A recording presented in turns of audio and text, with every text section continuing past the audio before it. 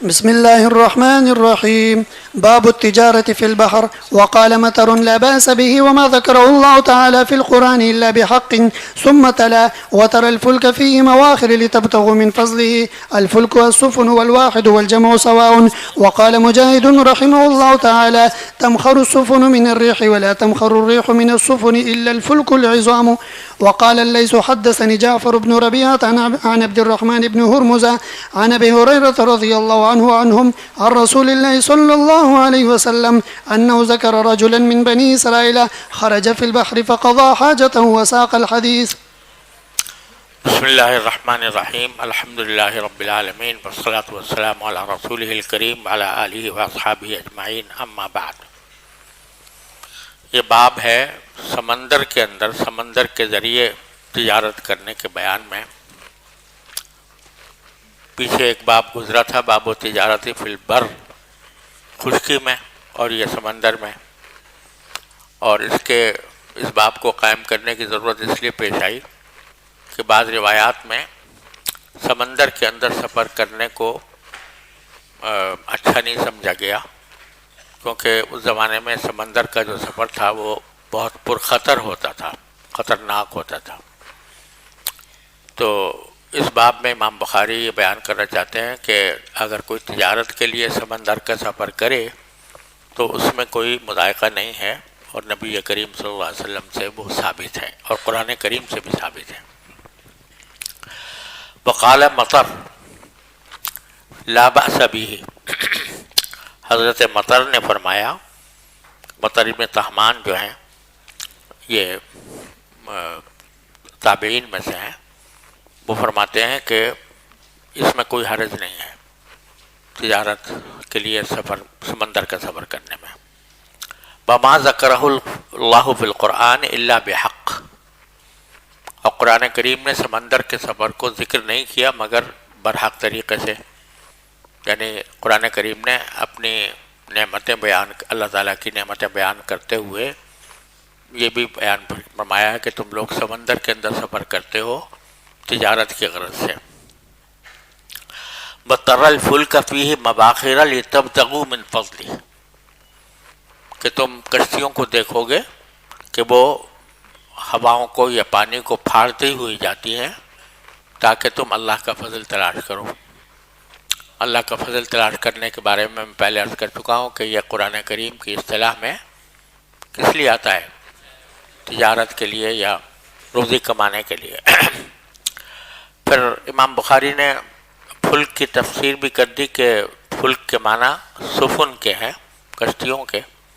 الواحد والجمع سوا. اور فلک مفرد بھی ہے اور جمع بھی ہے، دونوں معنوں میں آتا ہے. اور حضرت مجاہد فرماتے ہیں تمخر السفن من الریح.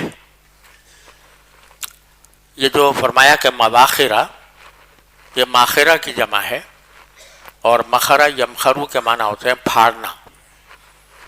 تو معنی یہ ہے کہ کشتیاں پھاڑتی ہیں ہوا کو.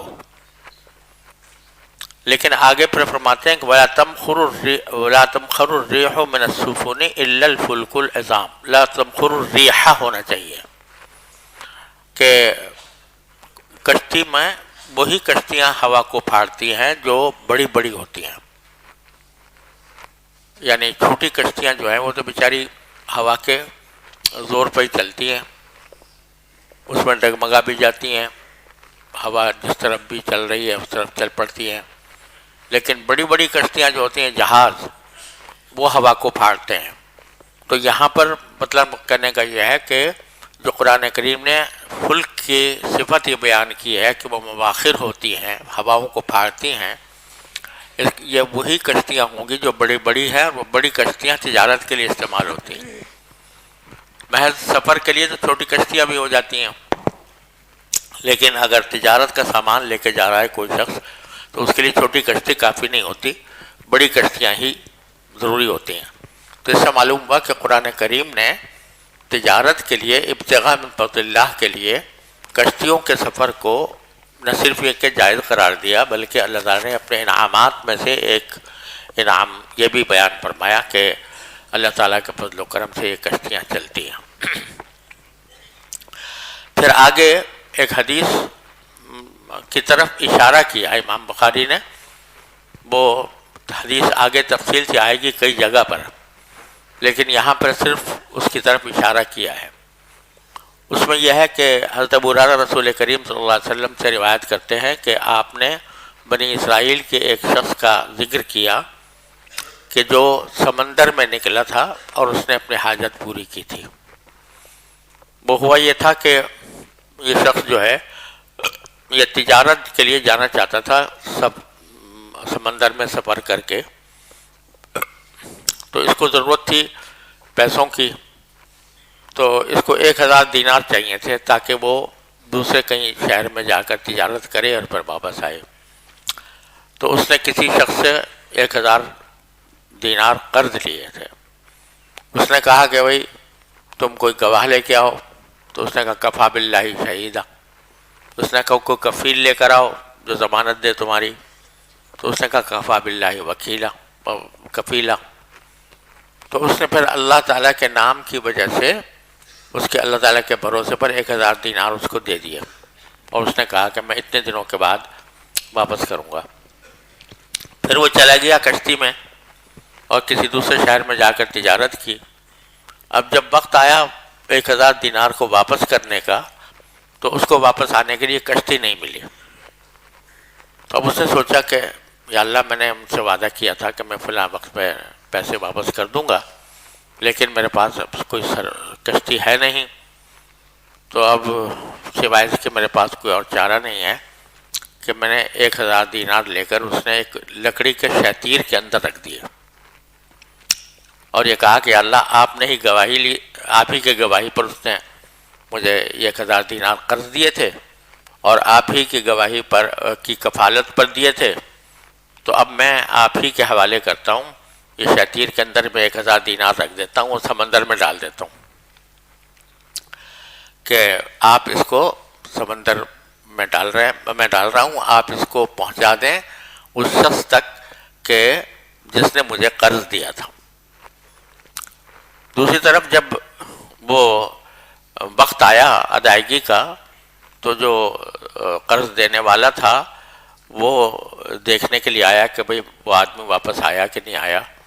تو وہ جا کے دیکھا تو وہاں کوئی کشتی وشتی نہیں تھی، لیکن شتیر تیرتا ہوا آ رہا تھا. اس نے سوچا کہ چلو میں اپنے گھر کے ایندھن کے طور پر یہ شتیر اٹھا لیتا ہوں. اٹھا لیا. اب جب اس کو دیکھا تو اس میں 1000 دینار رکھے ہوئے تھے.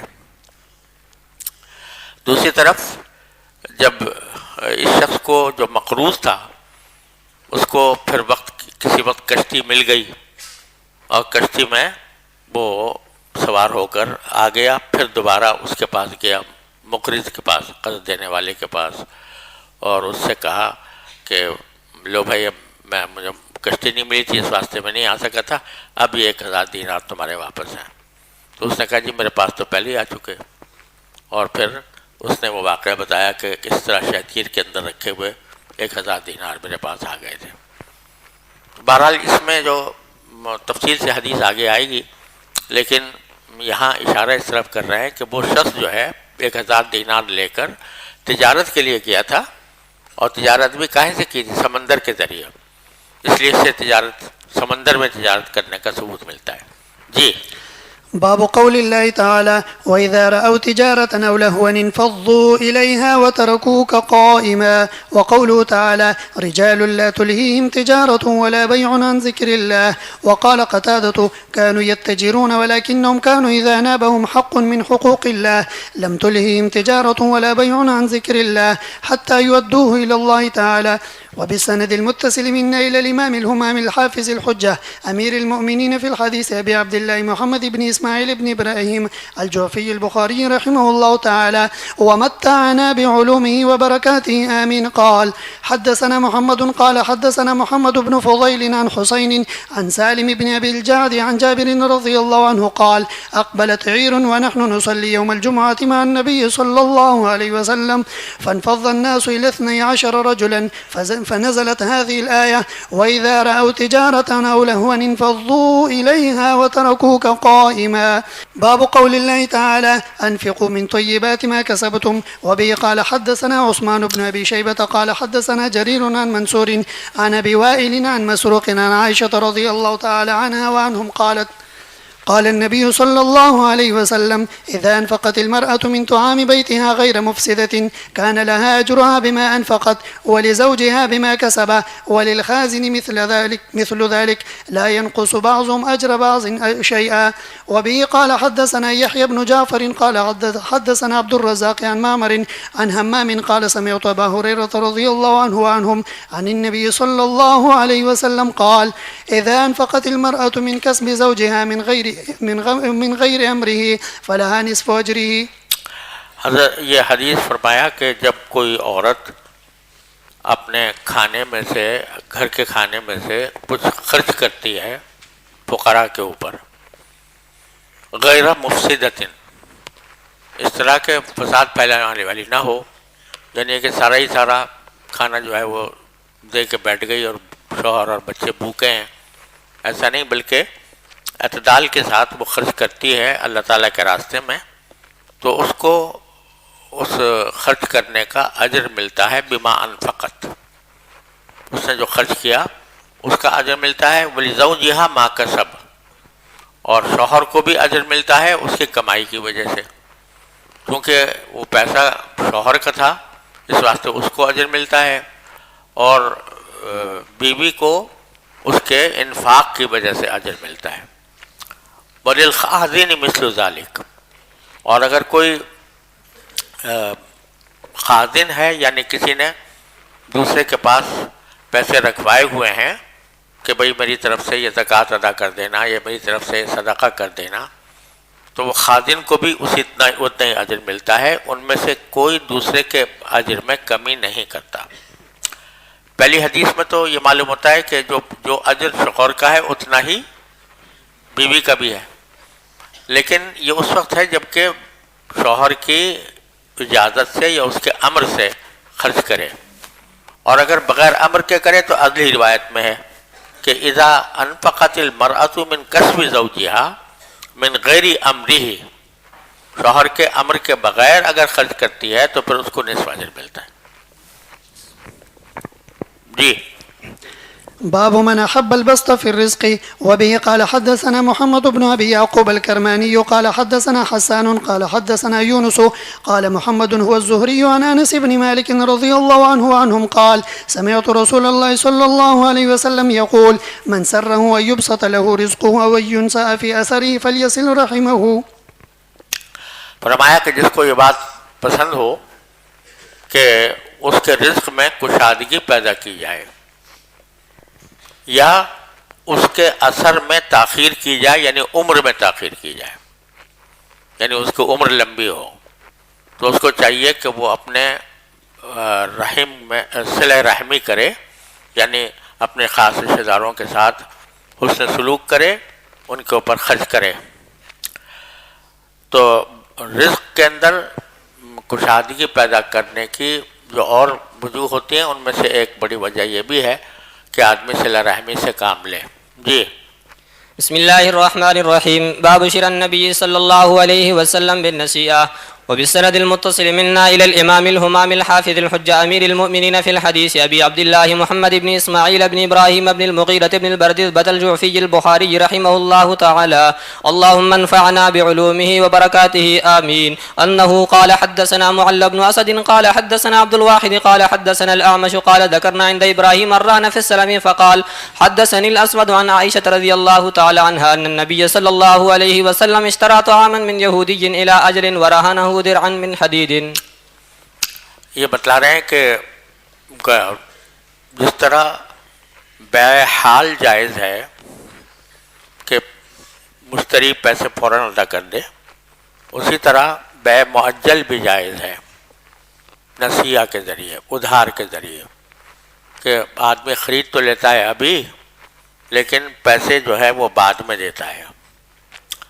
تو اس کی اور اس پر دلیل ہے خود رسول کریم صلی اللہ علیہ وسلم کا عمل کہ نبی کریم صلی اللہ علیہ وسلم نے خود بھی ادھار خریدا. تو حضرت عائشہ یہ پڑھے ہیں حضرت اعمش کہتے ہیں کہ ہم نے ابراہیم نخعی رحمۃ اللہ علیہ کے سامنے ذکر کیا کہ کیا سلم میں رہن رکھا جا سکتا ہے؟ یعنی اگر فرض کرو کہ بے معجل ہے، اس کے معنی یہ کہ مبی تو ابھی لے لیا مشتری نے اور پیسے جو ہیں وہ بعد میں کوئی معجل کر دیے، اس صورت میں رہن رکھنا تو ثابت ہے قرآن کریم سے، فرحان مقبوضہ۔ لیکن سلم میں ایسا نہیں ہوتا۔ سلم میں کیا ہوتا ہے کہ قیمت پہلے دے دی جاتی ہے اور مبی جو ہے وہ بعد میں ملتی ہے مشتری کو۔ تو کیا مشتری یہ مطالبہ کر سکتا ہے مسلم الیہ سے کہ تم جو یہ کہہ رہے ہو کہ 6 مہینے کے بعد میں تمہیں 10 سیر گندم لا کے دوں گا، تو اس پر مجھے رہن رکھو کچھ، تاکہ مجھے یقین ہو کہ تم وقت پر وہ گندم ادا کر دو گے؟ تو کیا یہ سلم میں رہن رکھنا جائز ہے؟ تو اس کے جواب میں حضرت ابراہیم نخعی نے یہ روایت پیش کی کہ حضرت عائشہ فرماتی ہیں کہ نبی کریم صلی اللہ علیہ وسلم نے کھانا خریدا تھا ایک یہودی سے الی اجل، کہ اس کی قیمت ایک مدت کے بعد ادا کرنی تھی، وَرَهَنَهُ دِرْعًا مِّنْ حَدِيدٍ، اور لوہے کی ایک ذرا اس کے پاس رہن رکھی تھی۔ اگرچہ یہ سلم نہیں تھا بلکہ عام بے تھی، بے معجل تھی، اور بے معجل میں رہن رکھنے کے بارے میں کوئی کسی کو شک نہیں ہے، لیکن ابراہیم نخعی نے اس پر قیاس کیا کہ جس طرح قیمت کی توثیق کے لیے رہن رکھا جا سکتا ہے تو اسی طرح مبی کی توثیق کے لیے بھی رکھا جا سکتا ہے، کوئی فرق نہیں ہے، سمجھ گیا نا؟ تو رہن سلم کے اندر بھی پھر جائز ہوگا۔ آگے اس کی تفصیل آنے والی ہے، لیکن یہاں پر جو مقصود ہے وہ رہن کا مسئلہ بیان کرنا مقصود نہیں ہے، بلکہ یہ مقصود ہے کہ نبی کریم صلی اللہ علیہ وسلم نے ادھار خریدا اور اس کے توثیق کے لیے رہن رکھا یہودی کے پاس، تو اس واسطے معلوم ہوا کہ بیع بالنسیہ بھی جائز ہے۔ جی وبه قال حدثنا مسلم قال حدثنا هشام قال حدثنا قتادة عن انس قال وحدثني محمد بن عبد الله بن حوشب قال حدثنا اسبات ابو الجسع البصري قال حدثنا هشام الدستوائي عن قتادة عن انس بن مالك رضي الله تعالى عنه وعنهم انه مشى الى النبي صلى الله عليه وسلم بخبز شعير واهالة سنخة ولقد رهن النبي صلى الله عليه وسلم درعا له بالمدينة عند يهودي واخذ منه شعيرا لاهله ولقد سمعته يقول ما امسى عند ال محمد صلى الله عليه وسلم ساع بر ولا ساع حب وان عنده لتسع نسوة۔ یہ حضرت انس رضی اللہ تعالیٰ عنہ نبی کریم صلی اللہ علیہ وسلم کی معیشت کی سادگی کی طرف سادگی بیان کرنا چاہ رہے ہیں کہ نبی کریم صلی اللہ علیہ وسلم نے بڑی سادہ زندگی گزاری ہے، اور یہاں تک کہ پہلے وہ بتاتے ہیں اس سادگی کا ایک نمونہ کہ میں نبی کریم صلی اللہ علیہ وسلم کے پاس جو کی روٹی لے کر گیا، وَإِحَالَةٍ سَنِخَةٍ، اور ایسی چربی جو باسی تھی، احالت چربی کو کہتے ہیں، اور سنیخہ کے معنی باسی۔ بعض اوقات سنیخہ کا اطلاق اس چربی پر بھی ہوتا ہے جس میں کچھ بو پیدا ہو گئی ہو، لیکن مراد یہاں پر ظاہر باسی چربی ہے۔ یہ یعنی بتلانا چاہ رہے ہیں کہ نبی کریم صلی اللہ علیہ وسلم اپنے کھانے کے اندر کوئی اتنا بڑا اہتمام نہیں کرتے تھے کہ بہت مرغن قسم کے کھانے آ رہے ہیں، بہت اعلیٰ درجے کی روٹیاں بن رہی ہیں، بلکہ جو کی روٹی، اب جو کی روٹی جو ہے وہ آج غریب سے غریب آدمی بھی جو کی روٹی نہیں کھاتا، لیکن رسول کریم صلی اللہ علیہ وسلم جو کی روٹی تناول فرماتے تھے، اور چربی باسی چربی۔ تو یہ آپ کی معیشت کی سادگی کا ایک نمونہ ہے جو حضرت انس نے بیان کیا، اور دوسرا نمونہ یہ کہ آپ نے اپنی ایک ذرا مدینہ منورہ میں ایک یہودی کے پاس رہن رکھی تھی اور اس کے بدلے میں اس سے جو خریدا تھا. اب جو حالانکہ سستی چیز ہے بنسبت گندم کے، لیکن آپ کے پاس اس وقت جو کے پیسے ادا کرنے کی بھی استطاعت اس وقت نہیں تھی، تو اس واسطے آپ نے ادھار خریدا اور رہن رکھا. اور میں نے حضرت انس کو یہ کہتے ہوئے بھی سنا ہے، یہ اسبات کہہ رہے ہیں، قتادہ کہہ رہے ہیں کہ میں نے حضرت انس کو یہ کہتے ہوئے بھی سنا کہ ما امسا عند آل محمد صعبر، نبی کریم صلی اللہ علیہ وسلم کے گھر میں کبھی شام کے وقت میں گندم کا ایک صاع بھی نہیں ہوا، ولا صاع حب، اور نہ کسی اور اناج کا ایک صاع ہوا، جبکہ آپ کی 9 بیویاں تھیں. یعنی کنبہ بڑا تھا، اس کے باوجود کبھی گھر میں کبھی شام کے وقت میں ایک صاع رکھا ہوا ہے جو کل کو کھایا جائے گا، ایسا نہیں تھا. جی.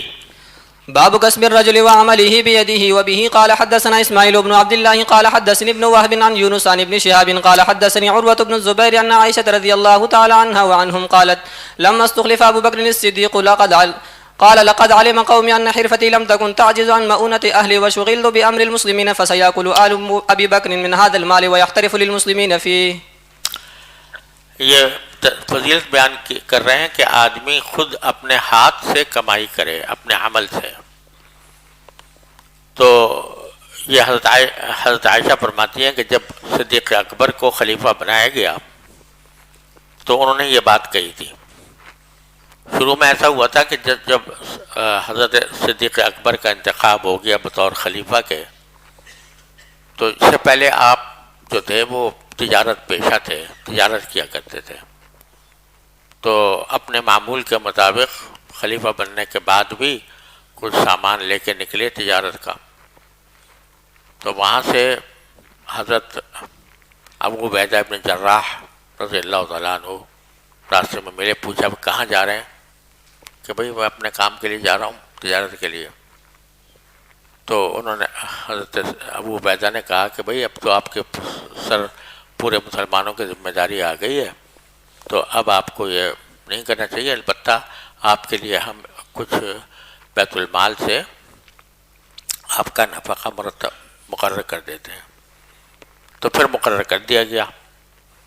اب کسی وقت کسی نے اس کے اوپر کچھ اشکال کیا ہوگا، تو حضرت ابو بکر نے اس کے جواب میں فرمایا کہ میری قوم جانتی ہے کہ ان حرفتی لم تکن تعجز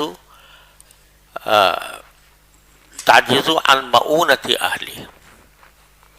میری قوم جانتی ہے کہ میرا جو پیشہ تھا تجارت کا وہ میرے اہل و عیال کی کفالت سے عاجز نہیں تھا.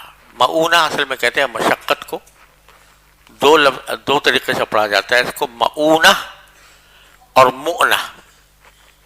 مؤونہ غلط ہے، اگر واو کے ساتھ پڑھ رہے ہیں تو میم پر فتحہ ہونا چاہیے، مؤونہ، اور اگر بغیر واو کے پڑھ رہے ہیں تو مؤنہ.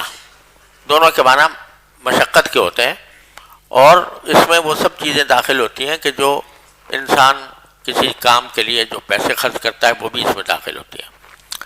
تو میرا پیشہ جو تھا وہ عاجز نہیں تھا اپنے اہل و عیال کا خرچہ برداشت کرنے کے لیے. اب میں مشغول ہو گیا ہوں مسلمانوں کے کام میں، خلافت کے کام میں. فَسَيَأْكُلُ آلُ أَبِي بَكْرٍ مِنْ هَذَا الْمَالِ. اب ابو بکر کے گھر والے اسی بیت المال کے مال سے کھائیں گے. وَيَحْتَرِفُ لِلْمُسْلِمِينَ فِيهِ، اور اسی مال کے اندر ابو بکر پیشہ کریں گے. یحترفو یعنی ان کا پیشہ اب یہی ہوگا کہ وہ بطور خلیفہ کے خدمات انجام دے رہے ہیں اور بیت المال سے ان کی تنخواہ مقرر ہو جائے گی.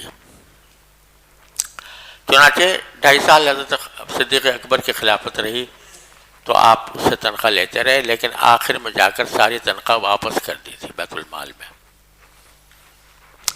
تو حضرت صدیق اکبر نے کہا تھا کہ آپ نے اپنے بعد والوں کو سخت مشکل میں ڈال دیا کہ آپ نے تنخواہ لی بھی اور پھر واپس بھی کر دی، اور اب بعد میں آنے والوں کے لیے بھی ایک بڑا مسئلہ ہو گیا کہ بھئی وہ بھی واپس کیا کریں، لیکن کوئی واپس کرنا واجب نہیں تھا، لیکن حضرت صدیق اکبر نے اپنی احتیاط کی بنا پر، تقوی کی بنا پر واپس کیا۔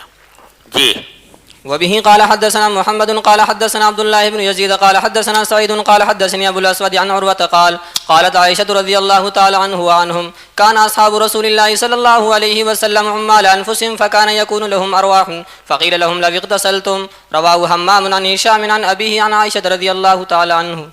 جی وبه قال حدثنا ابراهيم بن موسى قال اخبرنا عيسى بن يونس عن ثور عن خالد بن معدان عن المقدام عن النبي صلى الله عليه وسلم قال ما اكل احد طعاما قط خيرا من ان ياكل من عمل يده وان نبي الله داود كان ياكل من عمل يديه.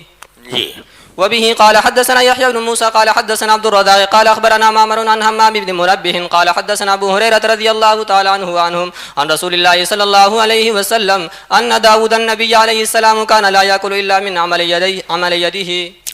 جی وبه قال حدثنا يحيى بن بكير قال حدثنا الليث عن عقيل عن ابن شهاب عن ابي عبيد مولى عبد الرحمن بن عوف انه سمع ابا هريره رضي الله تعالى عنه وعنهم يقول قال رسول الله صلى الله عليه وسلم لان يختتب احدكم حزمه على ظهره خير له من ان يسال احدا فيعطيه او يمنعه. لَأَنْ يَحْتَطِبَ أَحَدُكُمْ حُزْمَةً،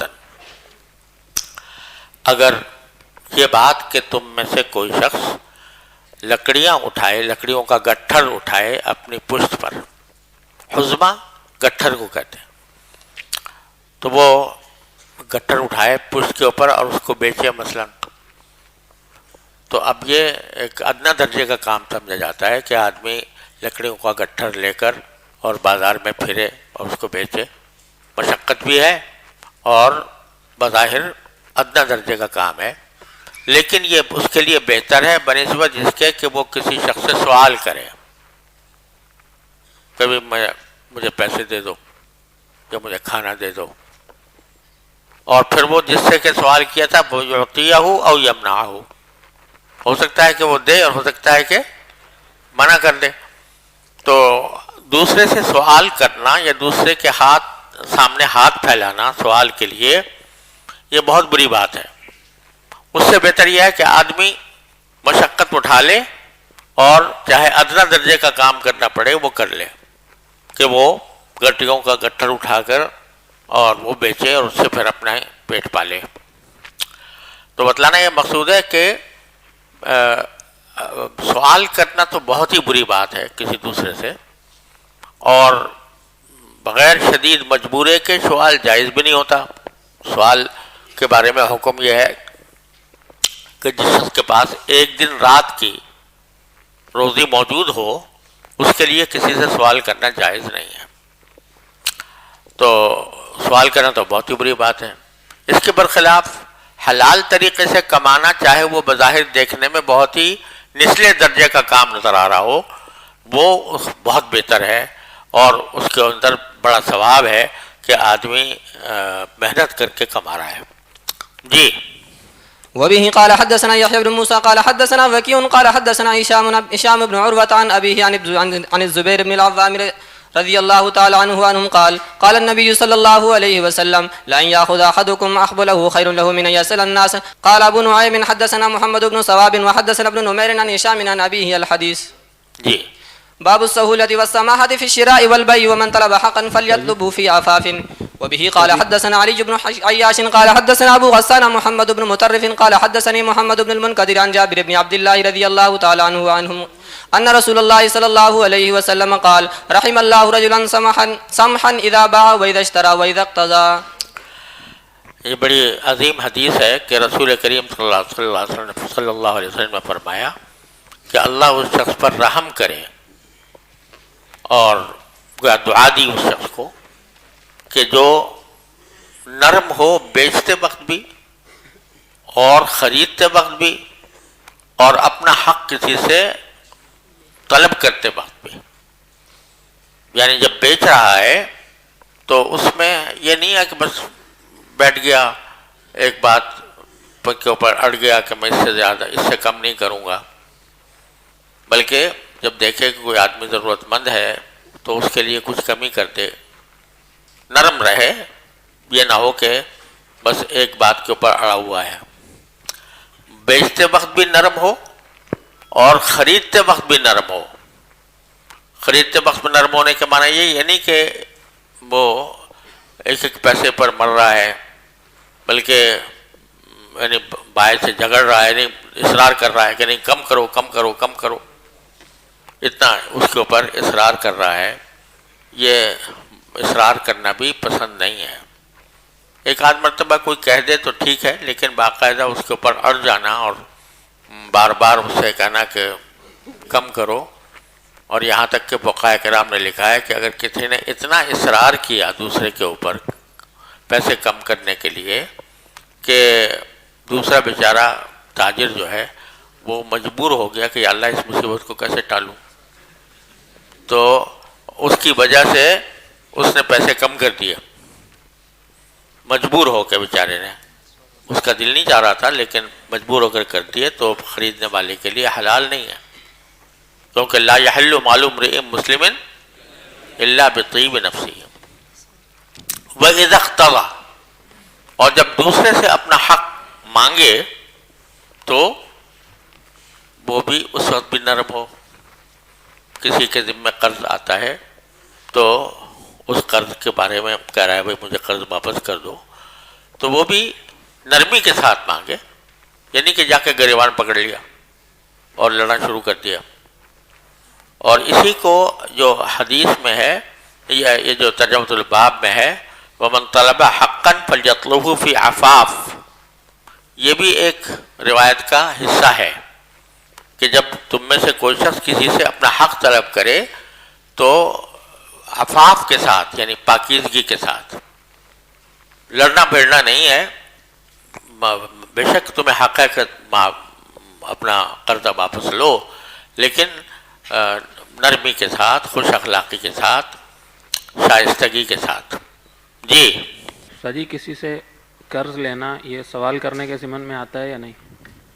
قرض لینے میں اور سوال کرنے میں فرق ہے. سوال کرنا تو بہت ہی بری بات ہے، اور قرض کی اجازت ہوتی ہے ضرورت کے وقت میں، کہ جب آدمی بہت تنگی میں ہو تو اس وقت دوسرے سے قرض لے سکتا ہے، اس میں کوئی حرج نہیں ہے.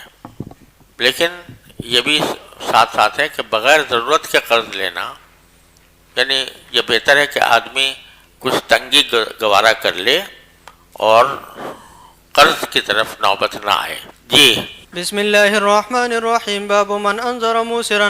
وبالسند المتصل منا إلى الإمام الهمام الحافظ الحجة أمير المؤمنين في الحديث أبي عبد الله محمد بن إسماعيل بن إبراهيم بن المغيرة بن بردزبة الجعفي البخاري رحمه الله تعالى ومتعنا بعلومه وبركاته آمين. قال حدثنا أحمد بن يونس قال حدثنا زهير قال حدثنا منصور أن الربعي بن حراش حدثه أن حذيفة رضي الله عنه حدثه قال قال النبي صلى الله عليه وسلم تلقت الملائكة روح رجل ممن كان قبلكم فقالوا وعملت من الخير شيئا قال كنت أمر فتيان أن ينذروا ويتجاوزوا عن الموسر قال فتجاوزوا عنه. یہ حضرت حذیفہ رضی اللہ تعالیٰ عنہ کی روایت ہے کہ رسول کریم صلی اللہ علیہ وسلم نے فرمایا کہ ملائکہ نے ایک ایسے شخص کی روح قبض کی جو تم میں سے پہلی امتوں میں سے تھا. تو ملائکہ نے اس سے پوچھا بھئی تم نے کوئی اچھا کام بھی کیا ہے، عملت من الخیر شیئا؟ تو اس نے کہا کہ جی میں یہ کرتا تھا کہ اپنے نوجوانوں کو، یعنی جو میرے کاروبار میں میرے معاون ہوتے تھے یا میرے ملازم ہوتے تھے، ان کو میں یہ حکم دیا کرتا تھا کہ ان ينظروا ويتجاوزوا عن الموسر،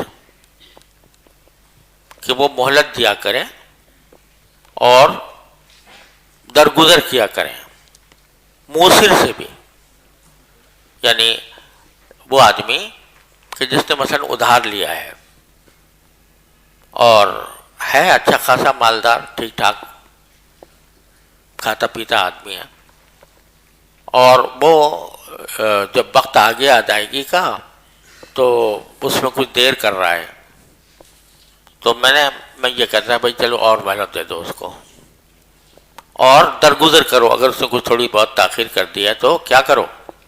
درگزر کرو. تو فرشتوں نے کہا کہ جب یہ دوسروں کے ساتھ درگزر کا معاملہ کرتا تھا تو تم بھی ان کے ساتھ درگزر کا معاملہ کرو اور اس کی بخشش ہو جائے گی. اسی حدیث کی اگلی روایت آگے آ رہی ہے، پڑھو. وقال ابو مالك عن ربعي بن حراش كنت يسر على الموسر وانذر المعسر. تابعه شعبة عن عبد الملك عن ربعي. وقال ابو عوانة عن عبد الملك عن ربعي فانذر الموسر وتجاوز عن المعسر. وقال نعيم بن ابي هند عن ربعي فاقبل من الموسر ويتجاوز عن المعسر. یہ دوسری روایت جو ہے حدیث یہی ہے لیکن اس کا دوسرا طریق ہے. تو پہلے طریق کے اندر تو صرف یہ تھا کہ میں موسر سے تجاوز کرنے کو کہتا تھا، یعنی غنی آدمی سے. اور یہاں زیادہ مکمل بات ہے اس روایت میں کہ وہ کہتا تھا کہ فَأُنظِرُ الْمُوسِرَ، موسر جو ہے اس کو تو میں مہلت دیا کرتا تھا. وَأَتَجَاوَزُ عَنِ الْمُوسِرِ، اور جو بیچارہ تنگ دست ہے اس سے بالکل درگزری کر لیتا تھا کہ پیسے ہیں نہیں اس کے پاس، چلو معاف کر دو. تو موسر کے ساتھ تو معاملہ تھا مہلت دینے کا، اور موسر کے ساتھ معاملہ تھا بالکل درگزر کر دینے کا کہ بھئی معافی کر دو اس کو. جی. باب من انذر موسرا. وبه قال حدثنا هشام بن عمار قال حدثنا يحيى بن حمزة قال حدثني الزبيدي عن الزهري عن عبيد الله بن عبد الله أنه سمع أبا هريرة رضي الله عنه وعنهم عن النبي صلى الله عليه وسلم قال كان تاجر يداين الناس فإذا رأى معسرا قال لفتيانه تجاوزوا عنه لعل الله يتجاوز عنا فتجاوز الله عنه. جی. باب إذا بين البيعان ولم يكتما ونصحا. ويذكر عن العداء بن خالد رضي الله عنه قال كتب لي النبي صلى الله عليه وسلم هذا ما اشترى محمد رسول الله من العداء بن خالد بيع المسلم لا داء ولا خبزة ولا غائلة. قال قتادة الغائلة الزنا والسرقة والإباق. وقيل لإبراهيم إن بعض النخاسين يسمي آري خراسان وسجستان فيقول جاء أمس من خراسان وجاء اليوم من سجستان فكرهه كراهية شديدة. وقال عقبة بن عامر لا يحل لامرئ أن يبيع سلعة يعلم أن بها داء إلا أخبره. یہ بتا رہے ہیں کہ بائع کی ذمہ داری ہے کہ وہ مبیع کے بارے میں صحیح معلومات فراہم کرے مشتری کو، اور اگر مبیع میں کوئی عیب ہے تو اس کو چھپائے نہیں، اور جس طرح اپنے لیے چاہتا ہے کہ میں کسی نقصان سے دوچار نہ ہوں، اسی طرح خیرخواہی کرے مشتری کے ساتھ بھی کہ وہ بھی کسی نقصان کا سامنا نہ کرے. لہذا اس کو اذا بین البیعان،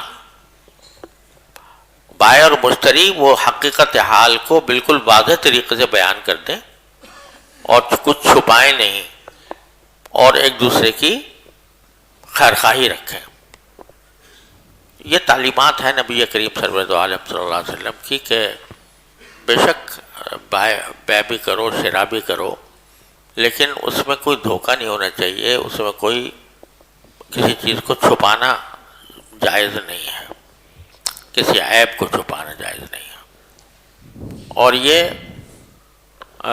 خصوصیت ہے نبی کریم صلی اللہ علیہ وسلم کے لائے ہوئے نظام معیشت کی، کہ یہ ذمہ داری بائع پر رکھی ہے کہ جو کچھ تم بیچ رہے ہو اس کی صحیح صورتحال مشتری پر واضح کر دو. اگر اس میں کوئی عیب ہے تو عیب بھی بتا دو.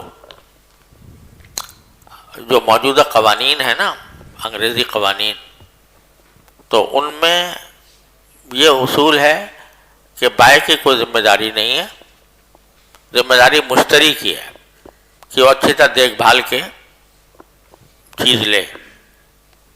وہاں پر مقولہ یا مشہور ہے کہ مشتری ہوشیار باش، کہ اے مشتری تم ہوشیار رہو، یعنی خود اچھی طرح دیکھ بھال کے لو، پھر بعد میں شکایت نہ کرنا کہ اس میں فلاں عیب ہے. تو وہ مشتری کی ذمہ داری بیان ہے. لیکن نبی کریم صلی اللہ علیہ وسلم نے ذمہ داری کس کی بنائے؟ پائے گی. جو چیز تم بیچ رہے ہو اس کی صحیح صورتحال واضح کر دو مشتری کے اوپر. چنانچہ عداء ابن خالد رضی اللہ تعالیٰ عنہ ایک صحابی ہیں، ان سے نبی کریم صلی اللہ علیہ وسلم نے ایک غلام خریدا تھا. تو آپ نے باقاعدہ اس خریداری کے لیے ایک باقاعدہ وثیقہ لکھا، یعنی ایک عبارت لکھ کر دی کہ ھذا مشترى محمد رسول اللہ صلی اللہ علیہ وسلم من عداء ابن خالد. یہ وہ چیز ہے جو محمد صلی اللہ علیہ وسلم نے عداء ابن خالد سے خریدی ہے. بیع المسلم المسلمہ، یہ مسلمان کی بیع ہے مسلمان سے. یہ جملہ ہی بتا رہا ہے کہ جب مسلمان دوسرے مسلمان سے بیع کرتا ہے تو بالکل صاف شفاف ہونی چاہیے. لا داء ولا خبثۃ ولا غائلہ، نہ اس میں کوئی بیماری ہے غلام میں، اور نہ خبثہ ہے. خبثہ بھی پڑھ سکتے ہیں، خبثہ بھی پڑھ سکتے ہیں. کوئی حرمت کی چیز بھی نہیں ہے، اس میں خبث نہیں ہے. بلا غائلہ، اور نہ کوئی غائلہ ہے. غائلہ کے معنی اصل میں دھوکے کے ہوتے ہیں، اور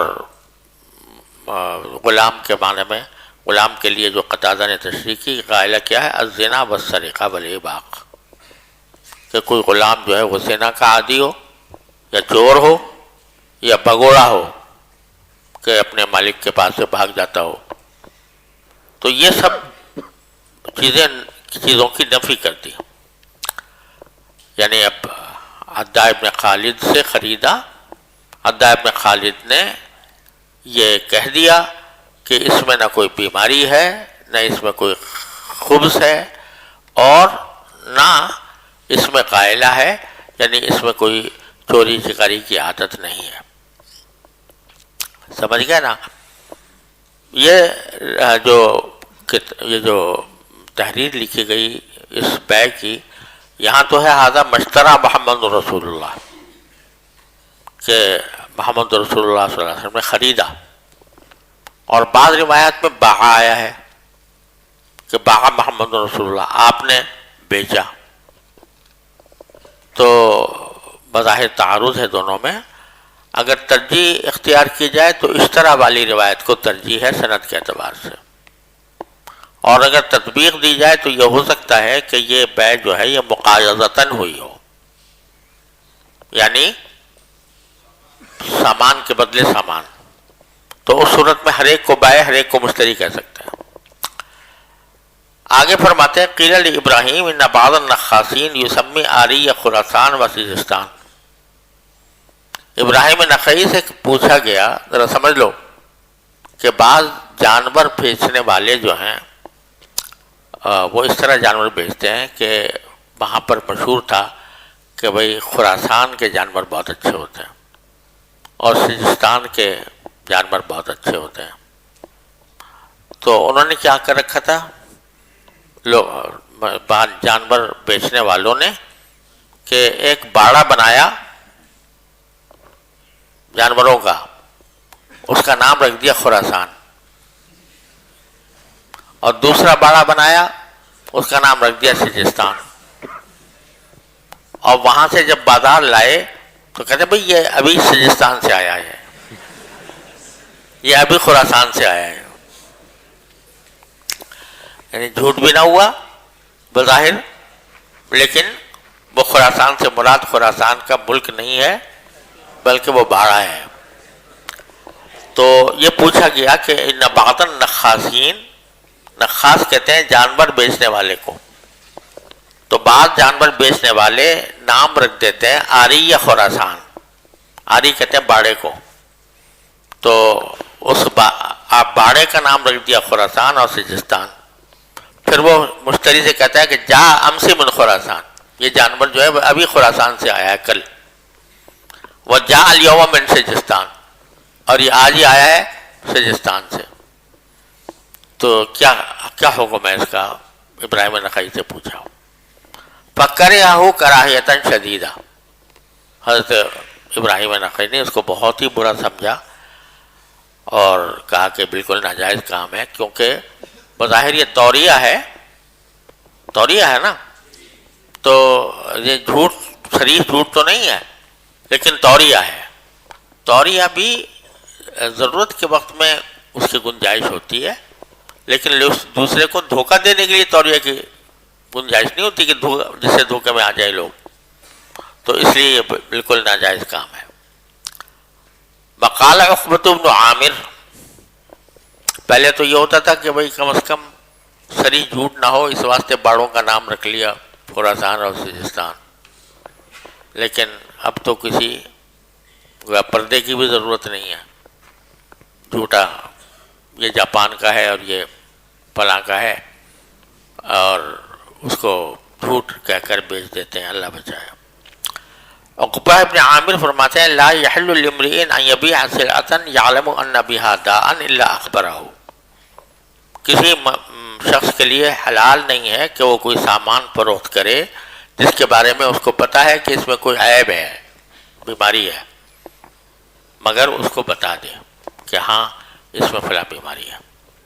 جی جی سر جی، یہ بعض مالکان نے اپنی دکانوں میں ملازمین رکھے ہوتے ہیں، اور سر جی اب ان سے بندہ جا کر خریدتا ہے کوئی چیز ملازمین سے، تو ان سے قیمت کم کروا سکتا ہے، اور کیا ان کے لیے قیمت کم کرنا جائز ہے؟ سمجھا نہیں میں پوری طرح بھائی صورت مسئلہ. صحیح، بعض دکانوں پہ بڑی دکانیں ہوتی ہیں، مالکان نے اصل مالکان جو ہوتے ہیں انہیں ملازمین رکھے ہوتے ہیں آگے بیچنے کے لیے. صحیح ہے. تو اب جا کر استاد جی ان ملازمین سے بندہ اگر کوئی چیز خریدتا ہے اور وہ کوئی قیمت بتاتے ہیں، ان سے قیمت کم کروانا جائز ہے اور ان کے لیے کم کرنا جائز ہے یا نہیں؟ اگر اس کو اختیار ہے مالک کی طرف سے کم کرنے کا تو جائز ہے، لیکن اگر مالک کی طرف سے اختیار نہیں ہے تو پھر اس کے لیے جائز نہیں. وہ تو ایک محض ملازم ہے نا، مالک تو نہیں ہے. کمی کرنا جائز ہوگا اصل مالک کے لیے. ہاں مالک اگر اجازت دے دے کہ بھئی کسی کو تھوڑا بہت کم کر دیا کرو تو کوئی حرج نہیں ہے، تو پھر اس صورت میں اس کے لیے بھی جائز ہے. جی. وبه قال حدثنا سليمان بن حرب قال حدثنا شعبة عن قتادة عن صالح بن الخليل عن عبد الله بن الحارث رفعه إلى حكيم بن حزام قال قال رسول الله صلى الله عليه وسلم البيعان بالخير ما لم يتفرقا أو قال حتى يتفرقا فإن صدقا وبينا بورك لهما في بيعهما وإن كذبا وكتما محقت بركة بيعهما. اس حدیث کے دو جز ہیں. ایک تو یہ ہے کہ البیعان بالخیار ما لم يتفرقا، اس کے بارے میں مستقل ابواب آگے آئیں گے، وہاں پر انشاءاللہ اس پر بات ہوگی، لیکن یہاں وہ مقصود نہیں ہے. دوسرا جملہ مقصود ہے کہ اگر دونوں یعنی بائع اور مشتری وہ سچ بولیں، مبینہ اور ہر چیز واضح کر دیں، تب تو بوری کا لہما فی بیعہما، ان کے بیع میں برکت ہوتی ہے. لیکن اگر جھوٹ بولیں اور چھپائیں، بائع عیب کو چھپائے، مشتری جو ہے وہ سمن کے عیب کو چھپائے، تو پھر ان کی بیع کی برکت جو ہے وہ ختم کر دی جاتی ہے. یہ مقصود ہے. جی. باب بيع الخلط من التمر. وبه قال حدثنا ابو نعيم قال حدثنا شيبان عن يحيى عن ابي سلمة عن ابي سعيد رضي الله عنه وعنهم قال كنا نرزق تمر الجمع وهو الخلط من التمر وكنا نبيع ساعين بساع فقال النبي صلى الله عليه وسلم لا ساعين بساع ولا درهمين بدرهم. حضرت ابو سعید خدری رضی اللہ تعالیٰ عنہ فرماتے ہیں کہ ہم جمع والی کھجوریں ہمیں دی جاتی تھیں، یعنی جب مال غنیمت آتا تھا تو اس مال غنیمت میں سے بعض اوقات کھجوریں ہوتی تھیں، اور کھجوریں ملی جلی ہوتی تھیں، یعنی کچھ اعلیٰ درجے کی ہیں، کچھ ادنا درجے کی ہیں، کچھ متوسط درجے کی ہیں، تو وہ جمع کہلاتی تھیں. ان کو جمع بھی کہتے تھے، خلط بھی کہتے تھے، کیونکہ مخلوط ہیں، وہ اچھی بھی اور بری بھی. وَهُوَ الْخِلْطُ مِنَ التَّمْرِ، تو ہم کیا کرتے تھے کہ ہم 2 صاع بیچتے تھے 1 صاع کے بس. یعنی جو مخلوط کھجوریں ہیں جن میں ادنا بھی ہیں اعلیٰ بھی ہیں، ان کے 2 صاع دے کر ایک اعلیٰ درجے کی کھجور کا 1 صاع خریدتے تھے. سمجھے کہ نہیں؟ نبی صاعین بصاعین. فقال النبی صلی اللہ علیہ وسلم، آپ نے فرمایا کہ لا صاعین بصاع، 2 صاع کھجور 1 صاع کے عوض میں نہیں بیچی جا سکتی. ولا درہمین بدرہم، اور نہ 2 درہم 1 درہم کے عوض بیچے جا سکتے ہیں، کیونکہ کیا ہے یہ ربا ہے. یہاں مقصود یہ ہے اس باب میں کہ یہ جو کھجوریں ہوتی تھیں وہ مخلوط ہوتی تھی نا، اس میں اعلیٰ بھی ہوتی تھی ادنا بھی ہوتی تھی، دونوں طرح کی ہوتی تھی. تو بظاہر تو یہ دھوکہ ہوا نا کہ اعلیٰ کے ساتھ ادنا بھی ملا دی، لیکن اگر بیچنے والے نے یہ بات واضح کر دی کہ بھئی یہ مخلوط ہیں، یہ ساری اعلیٰ درجے کی نہیں ہے، اس میں کچھ اعلیٰ ہے کچھ ادنا ہے، اگر آپ کو لینا ہے تو لے لو، تو پھر اس کو دھوکہ نہیں کہیں گے اور اس کا بیچنا جائز ہوگا. اس لیے باب قائم کیا، باب بیع الخلط من التمر، ملی جلی کھجوریں کو بیچنا جائز ہے. اس کو ہم دھوکہ نہیں کہیں گے، اس کو ہم ملاوٹ نہیں کہیں گے. جو ملاوٹ ناجائز ہوتی ہے نا، وہ ناجائز ہوتی ہے جس میں مشتری کو پتہ نہ ہو کہ اس میں ملاوٹ ہے، سمجھے نا. لیکن اگر آدمی نے کہہ دیا کہ بھئی یہ ملاوٹ ہے، اس میں اعلیٰ کے ساتھ ادنا بھی ملی ہوئی ہے، تو پھر پوچھنے میں کوئی حرج نہیں. دودھ میں لوگ پانی ملاتے ہیں، تو اگر بغیر کہے دودھ کو بیچیں گے تو وہ ناجائز ہے. لیکن اگر کہہ دیا کہ بھئی اس دودھ میں پانی ملا ہوا ہے، تو پھر مشتری کو اختیار ہے، وہ چاہے لے چاہے نہ لے، اس میں کوئی حرج نہیں. اگر وہ خریدنے کو تیار ہو جاتا ہے تو بے شک دے دیں. صلی اللہ تعالیٰ علیہ وسلم.